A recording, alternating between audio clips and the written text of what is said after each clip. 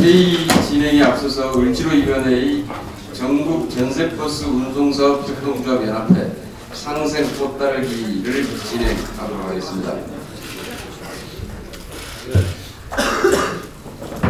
네, 을지로위원회 위원장 새로 임명받은 우원식 위원장입니다.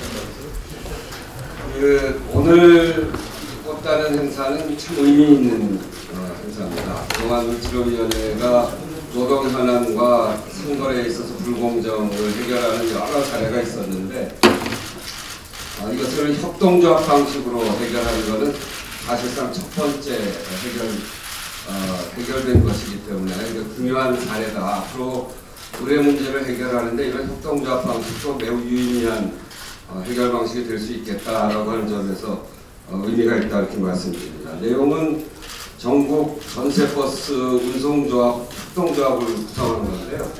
이게 관광버스 회사, 전세버스 회사 여기에 다 지입제로 돼 있기 때문에 버스 기사들이 사실상 사업주입니다. 그래서 자기 돈 들여서 버스를 사는데 지입제로 들어가지 않으면 영업을 할 수 없기 때문에 명의를 회사 명의로 합니다. 그래서 그 회사가 그 차를 담보로 해서 돈을 대출을 받고 그리고 그대로 도망가는 일이 아주 비일비재하고 더더군다나 명의가 회사 명의로 되어 있기 때문에 이게 까딱 잘못하면 그 회사 지시에 따르지 않으면 차량 번호판을 영치시키게 한다거나 이런 아주 굉장한 횡포가 있었습니다. 소위 갑의 횡포인데 그리고 이 연대 보증을 강요해서 가족들의 피해까지 생기고 그래서 재작년 10월 달에 을지로위원회를 찾아와서 눈물을 흘리면서 이것에 대한 대책을 세워달라고 해서요. 그동안 국토교통위 중심으로 해서 신기남 의원님 그리고 윤호덕 의원님, 이미경 의원님 이런 분들이 책임위원을 맡아서 일을 했고요. 그래서 최근에 올해 2월 17일 날 전세버스 운송 사업자 협동조합 연합회가 기재부로부터 인가를 받아서 본격적으로 가동이 됐습니다. 전체 4만 대가 넘는 버스 중에 80%가 불법, 실질적으로 불법 이런 그 지입제에 가입돼 있었고 그 중에 한 14,000대가 지금 조합에 가입이 돼서 조합원으로서 스스로 결정할 수 있는 그런 좋은 여건에 들어갔다. 그래서 매우 반가운 일이다라는 점을 말씀드립니다. 이 회장님을 마침 그 전역 국회의원을 하셨던 우리 홍기훈 선배님이 회장님을 맡게 돼서 오늘 이 자리에 참석해서 잠깐 말씀 듣도록 하겠습니다. 예, 아유 축하드립니다.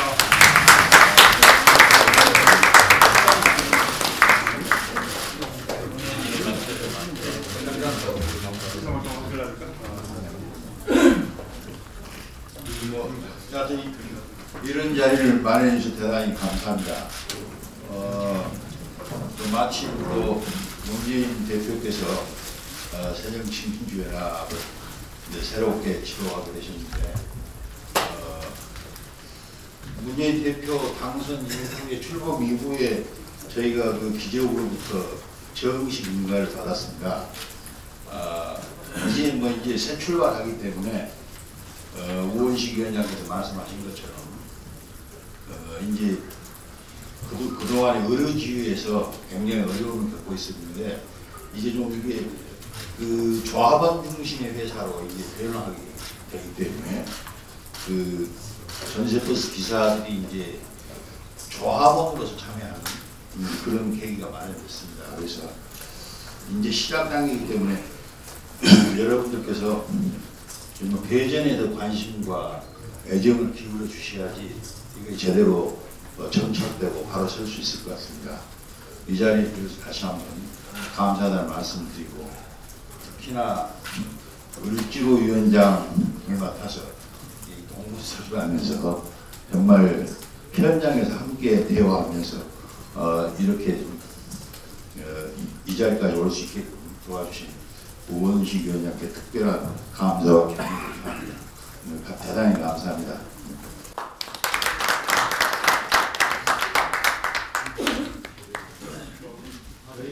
저희가 감사의 뜻으로 도와주세요.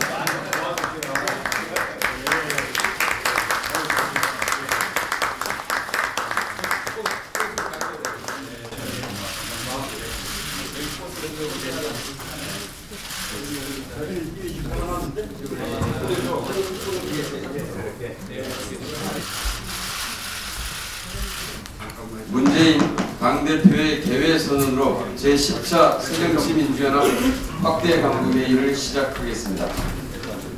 네, 제10차 확대 광부회의 회의합니다. 문재인 대표의 시작 발언이 있겠습니다. 방금 상생 딸기를 했는데요. 전국 전세버스 운송사업자 협동조합연합회 출범은 약자인 을들이 협동조합을 만들어서 스스로 협동을 찾는 그런 모델을 처음으로 만들었다는데 그러한 영광인 것 같습니다. 또 하나의 출발을 만들어내신 을지로위원회와 또 책임 의원들하고 오참 의원님이 주도해 주셨는데 그 주도해 주신 신기남, 이미경 두 분 의원님들께 특별히 감사를 드립니다. 앞으로 이 하면 좀 책임 의원님들 직접 좀 넣으셔서 인사도 하고 박수도 받고 하면 좋을 것 같습니다. 오늘은 새 지도부 출범 후의 첫 간부회의입니다.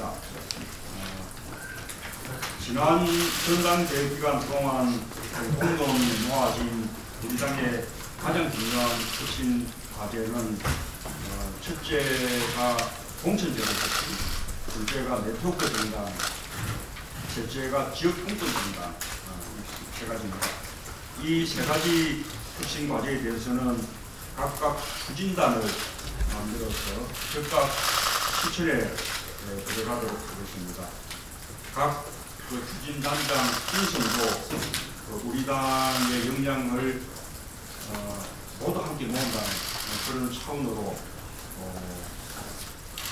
하도록 하겠습니다. 우리가 혁신을 잘하는 것은 이제 끝났습니다.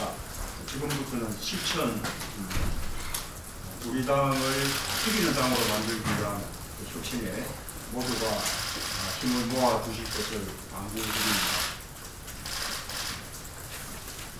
한중 FTA에서 대승공단 생산 품목 모두를 한국산으로 인정하여 특혜 관세 혜택을 받도록 한 것을 환영합니다. 대승공단 생산 제품의 대중국 수출에 큰 도움이 될 것입니다. 이 부분은 정부가 협상을 잘했다라는 칭찬의 말씀을 드립니다. 아울러 한미 FTA에서도 대승공단 제품의 한국산 인정을 위해서 양국이 역외 가공 지역위원회에서 논의를 하도록 그렇게 되어 있는데 그 논의가 아직 제대로 되고 있지 않습니다. 정부는 대승공단 제품이 한미 FTA도 적응할 수 있도록 노력을 해주실 것을 강조를 드립니다.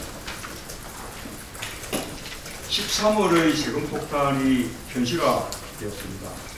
연말 정산이 반영된 6월 월급을 받은 직장인들이 집단 멘붕을 겪고 있습니다. 300만 원을 받던 4인 가족의 가장이 이번 달 월급으로 20만 원밖에 받지 못했습니다. 280만 원이 연말 정산으로 빠져나갔습니다. 우리 당 장병완 의원이 한 공기업의 직원 전체를 실질조사한 결과 5,500만 원 미만 급여자 225명 가운데 무려 80%에 달하는 178명이 지난해보다 세금이 늘었고 소득이 가장 낮은 3,500만 원 이하에서도 대상자 중에 40%가량이 세금이 증가했습니다. 또한 한국납세자연합회의 조사에서도 5,500만 원 이하 급여자의 세부담 증가 사례가 매우 많은 것으로, 그리고 세부담 증가액도 상당히 큰 것으로 그렇게 확인됐습니다. 그런데도 정부는 서민정책 아니다 하고 계속 우길 것인지 답변을 요구합니다. 우리 당은 서민정세로 가난한 봉급쟁이들의 누리지갑을 드는 일을 막아내고 바로잡겠습니다. 우리 당은 직장인 세부담 절감을 위해서 소득세법 개정안을 이미 발의했습니다. 이 법안의 조속한 처리를 새누리당에 촉구합니다. 예, 이어서 우윤근 원내대표의 말을 듣겠습니다. 예, 어제 경제 분야 대정부 질문이 있었습니다. 오늘은 사회 문화 분야 등에 대한 대정부 질문이 있을 예정입니다. 어제 우리 당은 이미 실패한 것으로 판명된 초이노믹스의 문제를 집중 제기하고 가계소득 중심의 경제정책으로의 전환을 촉구했습니다. 25일 한국은행 통계에 따르면 2012년부터 작년까지 3년 연속 동전의 누적 환수율이 올라가고 있다고 합니다. 1966년도부터 사용하기 시작한 1원짜리, 5원짜리, 10원짜리, 50원, 100원, 500원짜리 동전의 누적 환수율은 2011년 말에 21.8%였던 것이 점점 올라가서 2014년 말에 22.3%로 상승하고 있다고 합니다. 동전 환수율 통계가 사소한 것 같지만 실상 그렇지 않습니다. 생활이 어려워지자 집에 쌓아둔 동전이라도 가져다가 생활비에 보태 쓴다는 얘기입니다. 서민 경제가 어려워지고 궁핍해지고 있다는 것을 가장 사실적으로 증명한다고 합니다. 실제로 동전 환수율은 경제 상황과는 반대로 움직인다고 합니다. 이 동전 환수율이 글로벌 금융위기 이후 최고 높은 수준을 기록하고 있다고 합니다.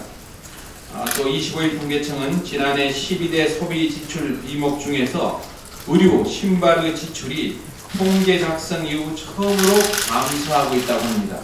누구나 꼭 입고 신어야 할 의류와 신발 지출이 줄어드는 기막힌 상황이 지금 현재 우리 경제 상황을 적나라하게 동전 누적률 상승과 함께 말해주고 있습니다.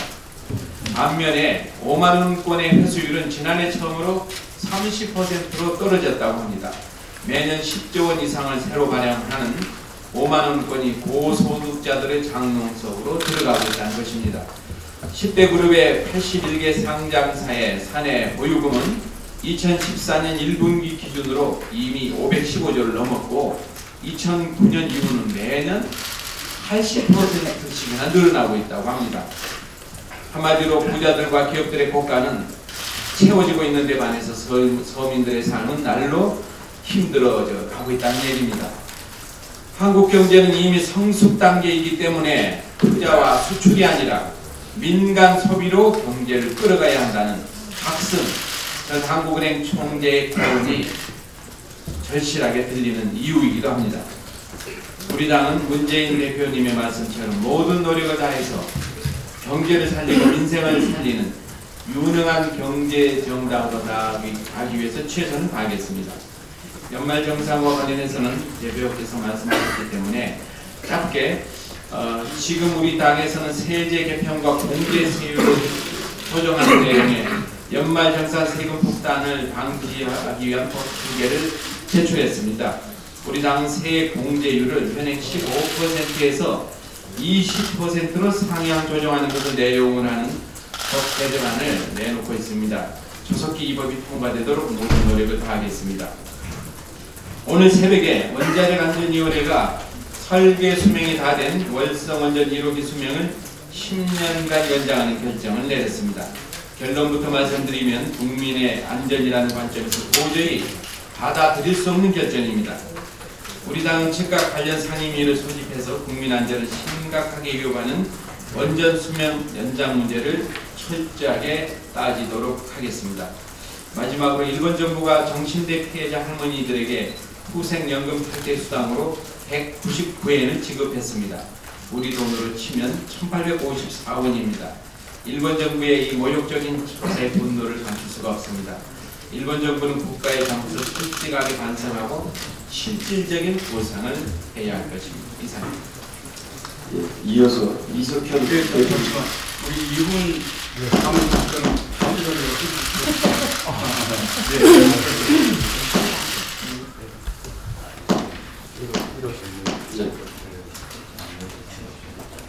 이어서 이석현 국회부의장의 발언이 있겠습니다.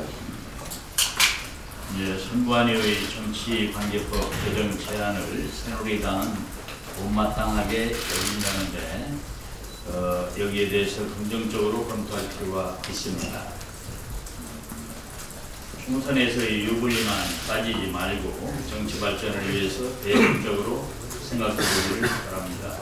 번역별 비례대표제, 석패율제, 오픈 프라이머리 도입 등은 승자 독식의 정치 문화와 지역주의 폐해를 극복하는 데 획기적인 계기가 될 수 있을 것입니다.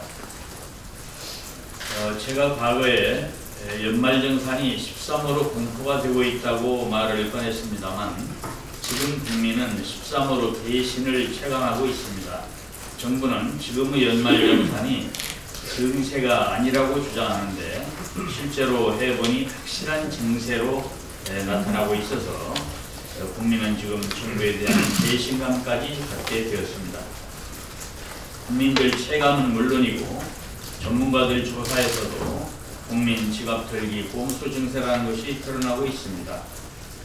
다양한 사례를 시뮬레이션 해본 결과 연봉 5천만 원에서 7천만 원 사이 중산층에서도 세부담이 가장 증가했다고 나오고 있습니다. 정부 무능과 무책임, 거짓말이 국민의 등골을 휘게 하고 있습니다. 소득공제를 세액공제로 바꾸면 고소득층은 세부담이 늘고 저소득층은 준다고 했는데 막상 지금의 제도를 열고 보니 고소득층이 아닌 중산층 세부담이 증가하는 역진 현상이 발생하고 있는 것입니다. 정부는 지금이라도 국민에게 택배 사죄하고 근본적인 대책을 마련해 줄 것을 촉구합니다. 13월의 연말정산 폭탄이 지나고 나면 4월에는 14월의 건보료 폭탄이 걱정입니다. 당정의 건보료 체계 개편 논의는 여전히 지지부진인데 건보료 연말정산 추가 납부액은 5년 새 3배나 증가해서 서민 지갑을 얄팍하게 만들었습니다. 직장인들은 작년에도 평균 25만 3천 원에 달하는 건보료를 추가로 납부했습니다. 불공평한 건보체계 개편을 못한 지금 4월에 월급 봉투를 받아든 직장인들이 또다시 서민 꼼수 증세로 한숨 짓게 될 것에 걱정이 앞섭니다. 정부는 서민의주의 정책을 펴주기를 촉구합니다. 이제 다음은 정청래 최고위원회가 있겠습니다.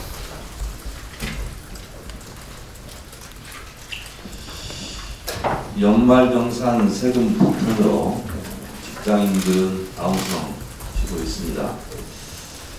이런 사정이 이러함에도 불구하고 정부는 여전히 서민 증세의 상징이라 할 수 있는 주민세 자동차세에 대해서 인상하겠다는 건지 인상하지 않겠다는 건지 분명하게 답변해 주시기 바랍니다.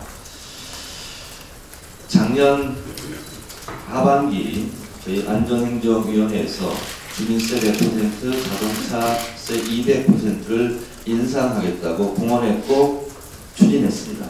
저희 야당에서 그것을 막아냈습니다. 주민세는 만원까지 받을 수 있는 세금입니다. 이것을 100% 인상하겠다고 했고 더 기가 막힐 노릇은 자동차세를 200% 인상하겠다고 추진하겠다고 말했습니다. 2500cc 자동차의 경우 1년에 30만원 자동차세를 내는 것을 90만원으로 걷어가겠다고 하는 발상입니다.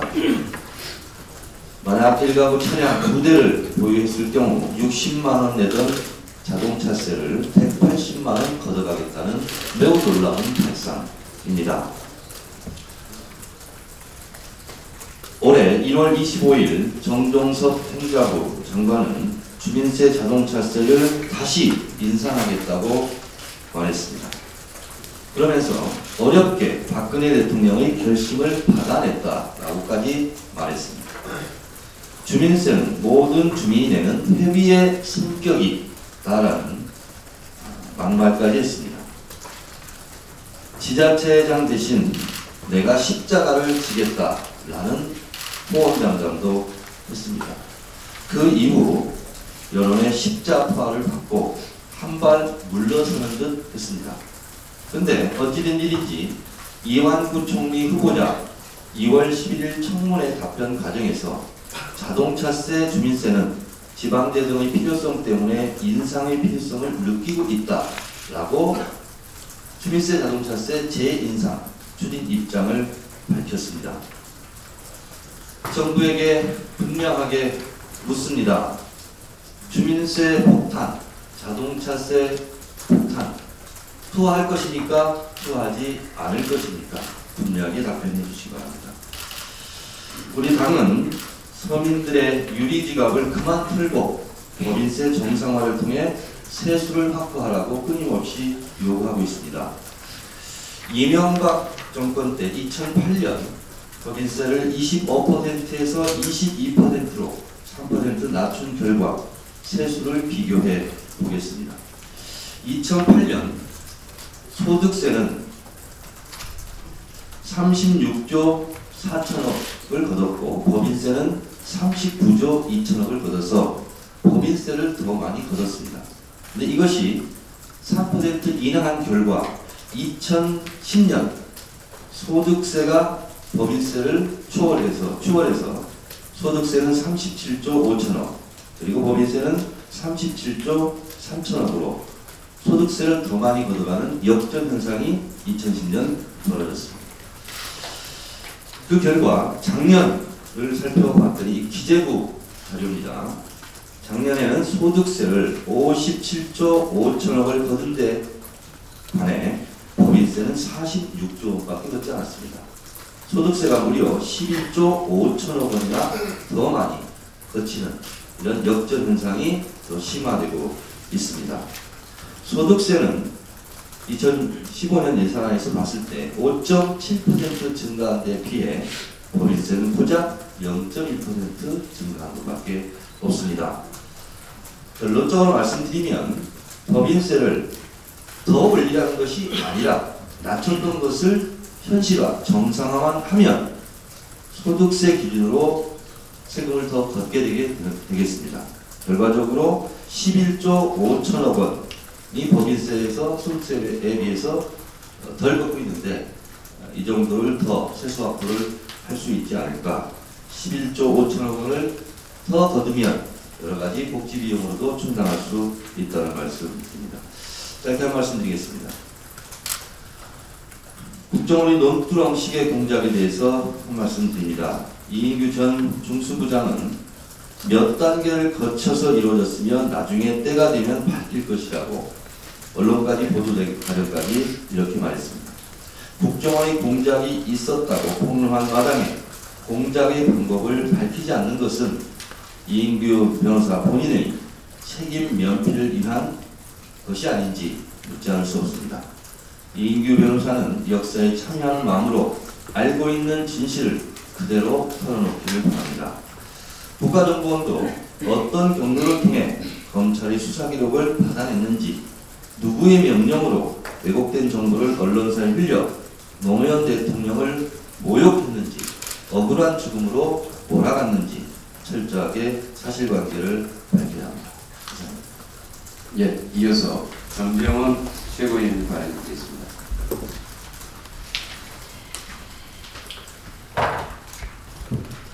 (2년 반 전이죠. 2년 반 전 당시 정부 세제 개편안에 대해서 서민 기득권 규형을 세제 개편이라고 시작하고 유리지갑을 통한 퍼포먼스를 통해서 정부가 월급생활제에 유리지갑 청원 행위를 즉각 중단하고 요구를 한 바 있습니다. 그 이틀 뒤 박근혜 대통령이 직접 서민 등골 브레이크형 세제 개편안 백지화를 공언한 바 있습니다. 그러나 이제 13월의 세금 폭탄으로 꼼수 백지화의 기준이 그대로 드러났습니다. 더 이상 정부가 꼼수 서민 증세로 땜질 대응하는 것은 이제 한계에 다다랐음을 인정해야 할 것입니다. 연말정산 그리고 건보료, 담배세 등 서민 증세 꼼수 3종 세트만 밀어붙이고 수백조 원의 사내 유보금을 쌓아둔 대기업 법인세의 정상화는 꽁꽁 감춰두는 박근혜 정부야말로 국민 양극화 주장 정부라고 아니할 수가 없습니다. 이번 국회에서 근로소득 공제율 환원과 의료비와 교육비의 세액 공제율을 높이는 우리 우윤준 원내대표께서 말씀하신 서민 증세 폭탄 제거 법안이 꼭 통과될 수 있도록 여당이 적극적으로 협력에 나설 것을 다시 한번 촉구합니다. 불어터진 비서실장 문제가 현실로 되고 있습니다. 455일 이것은 박근혜 정권 인사 참사로 국무위원과 청와대 고위직 자리가 비어 있었던 날짜입니다. 여기에 김기춘 비서실장이 출근하지 않고 있는 5일을 더하면 오늘로 꼭 460일입니다. 박근혜 정부가 출범한 지 오늘로 734일째라는 점을 감안하면 재임기간 중 3분의 1을 넘게 주요 자리를 공석으로 남겨두고 있었던 것입니다. 한마디로 국정 공백을 방치한 것입니다. 더욱이 김기춘 비서실장은 한 달 반 전에 사의를 표명했고 청와대 출입증도 반납한 상황입니다. 박근혜 대통령께서 불어터진 국수를 언급했는데 이런 상황이야말로 불어터진 인사이고 이런 상태로는 누가 임명되든 불어터진 비서실장이 될 수밖에 없지 않을까 걱정입니다. 그런데 오늘 오후 비서실장을 발표한다고 합니다. 금요일날 오후 발표되는 인사, 이것은 보지 않더라도 불어터진 인사를 넘어서 국민이 먹을 수 없는 불어터진 국수를 제시하는 것이 아닌가 참으로 걱정됩니다. 올해는 3.1운동 국민만세 운동이 96주년을 맞이하는 해이고 또 한일국교 정상화 50주년이 되는 해입니다. 그러나 유감스럽게도 아베 정권이 들어서서 독도에 대한 외교적 침략이 더욱 노골화되고 있고 위안부 문제의 부정을 비롯해 역사 왜곡이 심화되고 있습니다. 더 문제는 이러한 일본의 모를 넘는 행위를 정부가 사실상 방치하고 있는 것입니다. 96주년을 맞는 3.1 독립만세운동 기념일을 앞두고 일본 아베 정권의 국제사회의 보편적 상식에 맞는 책임있는 행동을 다시 한번 촉구합니다. 우리 정부도 국제사회에 일본의 부당한 행위를 알리고 주변 국가의 체계적인 공조관계를 만들어서 정상적인 한일 관계 회복을 위한 적극적인 외교 전략을 촉구합니다. 한일 외교 관계에 있어서만큼은 지금 정부는 불어터진 국수조차 내놓지 못하고 있는 상황이라는 점을 분명하게 깨닫고 다시 한번 촉구합니다. 예, 이어서 오영식 지부위원을 전해드리겠습니다. 네, 올해 광복 70주년입니다.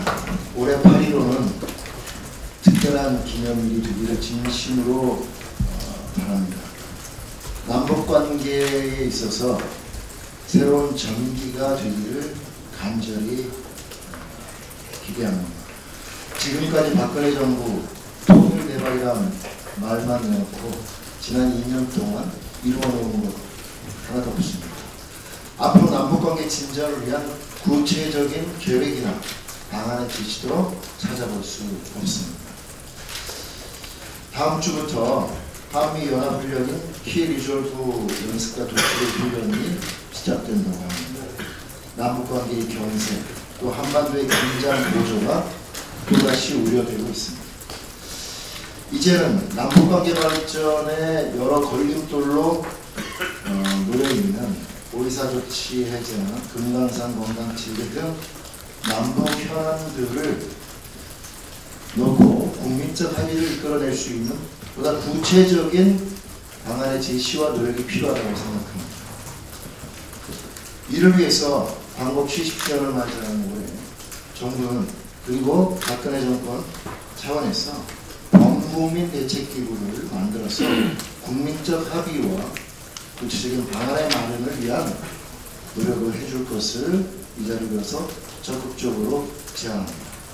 정부 여당은 물론 야당과 남북문제 전문가 그리고 시민사회단체와 7대 종단 대표 등이 참여하는 범국민 대책회의를 구성해서 남북관계의 획기적인 진전과 화해 협력을 위한 새로운 단초를 마련할 것을 촉구드립니다. 저희 새정치민주연합도 이러한 남북관계의 진전과 사회 협력을 위한 노력들이 구체화된다면 함께 야당으로서 적극적인 역할을 해나갈 것을 말씀드립니다. 이상입니다. 예, 이어서 유승희 최고위원님 말씀드리겠습니다.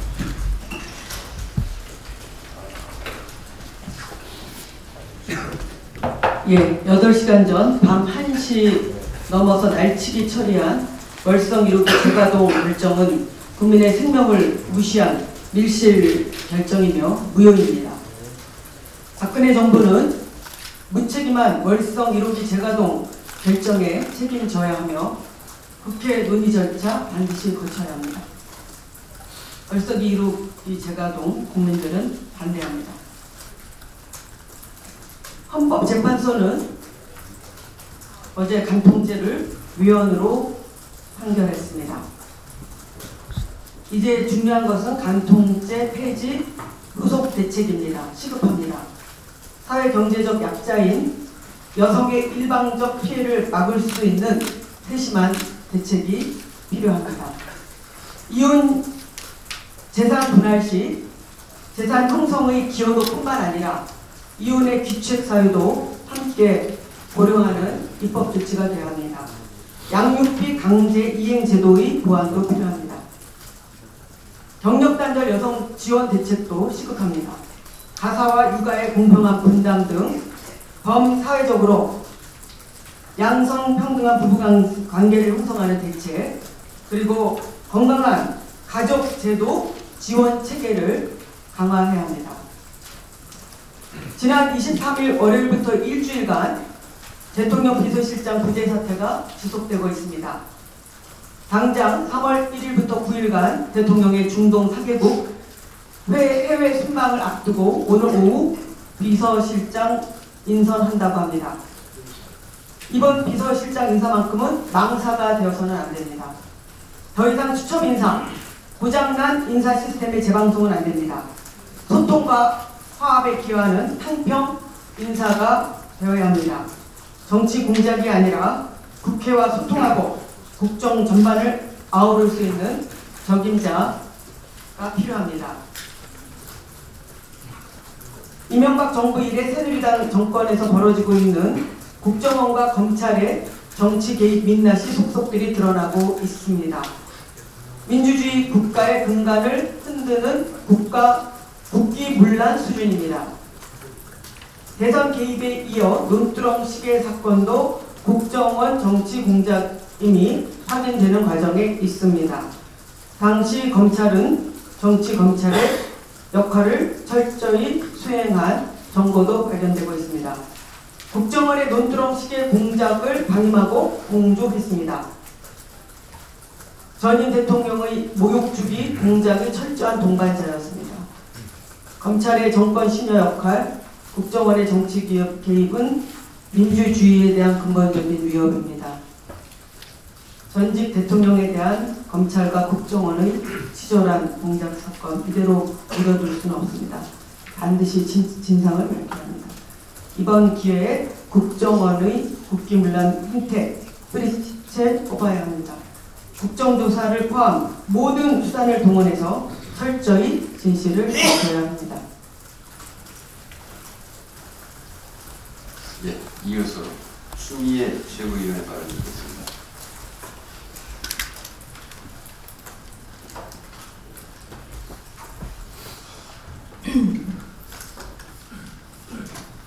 오늘 사실 공식적인 첫 발언이 되겠습니다. 다시 한번 새정치민주연합의 김현철 중심주 역할을 하면서 우리 새정치민주연합이 문재인 당대표를 중심으로 국민적 신뢰를 회복해서 집권할 수 있는 그런 상황을 끌어올리는데 분신을 다하겠다는 각오를 다시 한번 말씀드립니다.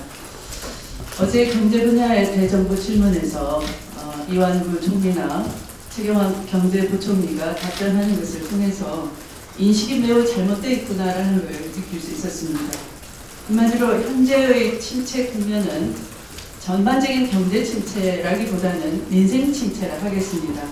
경제 침체가 아니라고 하면서 정부는 수출 경제 실적이 좋다든가 또는 각종 지표가 괜찮다든가 하는 그런 통계 수치를 들이대고 있습니다. 그러니까 그건 경제 침체가 아니라는 얘기예요. 경제 전반은 어쩌면 세계 경제의 그 불황 속에서도 어느 정도 그 미세한 성적은 거두고 있다고 할 수 있습니다. 그런데 지금 문제가 되는 것은 국민 경제의 침체, 민생의 침체를 얘기하는 겁니다. 그래서 고용률이 저조하다든가 실업률이 높다든가 그 가운데 특히 청년 실업률이 사실상 20%에 육박하고 있다 하는 것을 심각하게 봐야 합니다. IT라는 세계에서 가장 풍부한 나라에 아이들의 허기를 때우기 위해서 흙으로 빚은 케이크, 흙으로 빚은 비스켓을 주는 것을 봤습니다. 대통령께서는 우리 경제가 불쌍하다. 국회가 통과 안 시켜서 부동산 3법을 통과 안 시켜서 경제가 더 힘들게 됐는데 국민이 불어터진 국수를 드시는 국민이 참 불쌍하다 이렇게 표현을 하셨어요.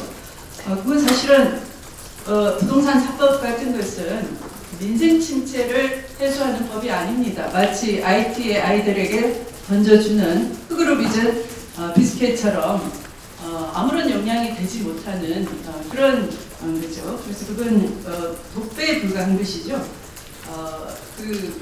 정말 실험을 앓고 있는 민생 침체에 어떤 갈증도 해소해주지 못하고 영향을 공급하지 못하는 독배에 불과한 것입니다.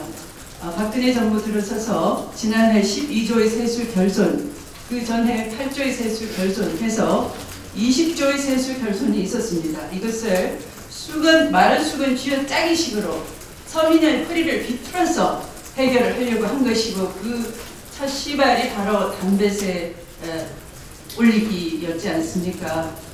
그래서 이 민생 침체, 경제를 해결을 하는 것이 우선이 돼야 되고 그런 의미에서 민생 경제를 회복하기 위한 우리 당 문재인 당대표와 당의 전략은 굉장히 적절하다 이렇게 평가받을 수 있습니다.